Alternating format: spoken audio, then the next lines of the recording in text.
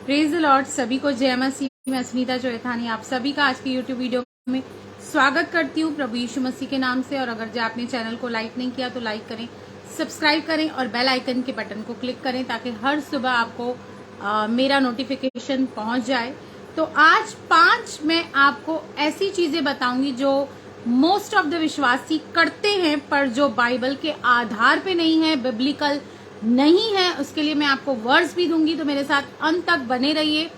Number 1 चीज जो हर एक विश्वासी मानता है और करता है और इस वर्ड को वो यूज करता है वो है ट्रिनिटी। ठीक है, ट्रिनिटी जो वर्ड है वो बिब्लिकल नहीं है, बाइबल में कहीं भी ट्रिनिटी वर्ड नहीं है। इसका मतलब मैं ये नहीं कहना चाहती कि पिता पुत्र पवित्र आत्मा नहीं है। Please don't take me wrong, मैं कोई आपको गलत डॉक्ट्रिन नहीं सिखा रही हूँ, गलत शिक्षा नहीं दे रही हूँ। बाइबल में बिल्कुल पिता पुत्र पवित्र आत्मा के नाम पे नाम आया है, तीनों को परमेश्वर का दर्जा दिया गया है। लेकिन ट्रिनिटी वर्ड, त्रिएत्र वर्ड, ये बाइबल से नहीं है। हम जब मत्ती 28 का 19 देखते हैं, यहाँ पे लिखा है, इसलिए तुम जाओ सब जातियों के लोगों को चेला बनाओ और उन्हें पिता और पुत्र और पवित्र आत्मा के नाम से बपतिस्मा दो। तो पिता है, पुत्र है, पवित्र आत्मा है, लेकिन ट्रिनिटी एग्जैक्टली जो वर्ड है वो बिब्लिकल नहीं है, बाइबल में कहीं भी मेंशन नहीं है। और बहुत सारे ऐसे क्रिश्चियंस हैं, विश्वासी हैं, जो किसी संत के नाम से प्रार्थना करते हैं, संत पौलुस, संत पतरस या फिर मदर मैरी के नाम से प्रार्थना करते हैं। पर पूरी बाइबल अगर हम पढ़ें तो कहीं भी ये नहीं लिखा है कि हमें किसी भी मनुष्य के नाम से प्रार्थना करनी है, या किसी संत या भाई पौलुस के नाम से, पतरस के नाम से या मदर मैरी के नाम से हमें प्रार्थना नहीं करनी है।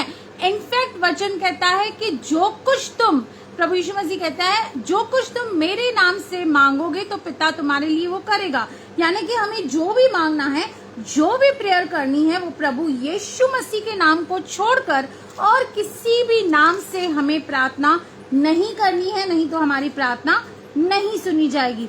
अब यहाँ पर हम 1 तिमुथियुस 2:5 में लिखा है, क्योंकि परमेश्वर एक ही है और परमेश्वर और मनुष्यों के बीच में एक ही बिछुई है, अर्थात यीशु मसीह जो मनुष्य है।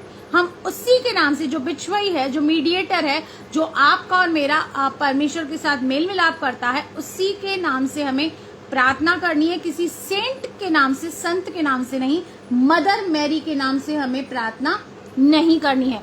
दूसरा, जो लोग बोलते हैं कि आपको अपने कमाई का 1/10 परमेश्वर के राज्य में देना है, तो 10% कहीं भी ऐसा स्पेसिफिकली मेंशन नहीं है, बिब्लिकल ये बात नहीं है। आप जितना चाहें उतना दे सकते हैं। आप क्या दे रहे हैं उससे कई ज्यादा ये मायने रखता है कि आप कैसे दे रहे हैं, किस नियति से दे रहे हैं। और जो बाइबल है वो हमें बताती है, हम अगर पढ़ते हैं 2 कुरिन्थियों 9:7, तो हम वहां पर देखते हैं, हर एक जन जैसा मन में ठाने, 1/10 नहीं, अगर आपकी इच्छा है 25% दूं, 50% दूं, इट्स अप टू यू, आप दे सकते हैं। आप बिल्कुल, इसके लिए आपको फ्रीडम है। हर एक मन में जैसा ठाने वैसे ही दान करे, न कुड़ के न दबाव से, क्योंकि परमेश्वर हर्ष से देने वालों से प्रेम रखता है। आप अगर 1/10 दे रहे हैं, 10% दशमांश दे रहे हैं, लेकिन दिल से नहीं दे रहे हैं, तो वो आपका एक्सेप्ट एनीवे हो नहीं रहा है। इसलिए जो 10% का कॉन्सेप्ट है ये बाइबल में से नहीं है। बाइबल का परमेश्वर चाहता है आप अच्छी नियति से दें, खुशी से दें, दिल से दें, चाहे आप कितना भी दें। 10% दें, 10% से कम दें, 10% से ज्यादा दें, 50% दें। आप जितना भी परमेश्वर को अपना पार्टनर बना सकते हैं, बनाना चाहते हैं, आप बना सकते हैं। ठीक है। दूसरा, कई ऐसे हमारे अंदर कुछ ऐसे लोग हैं जो बच्चों को भी बैप्टिज्म देखते हैं। आपने कई बार यूट्यूब पे देखा होगा, फेसबुक पे देखा होगा, बहुत सारे वीडियोस देखे होंगे जहां पर बच्चों को भी बैप्टिज्म दिया जाता है। पर ये बात बिब्लिकल बिल्कुल नहीं है, क्योंकि बैप्टिज्म के लिए आपकी एज कम से कम 18 ईयर्स होनी चाहिए।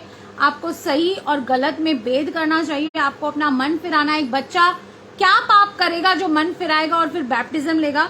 तो जो बच्चों को बैप्टिज्म दिया जाता है वो बिब्लिकल बिल्कुल नहीं है।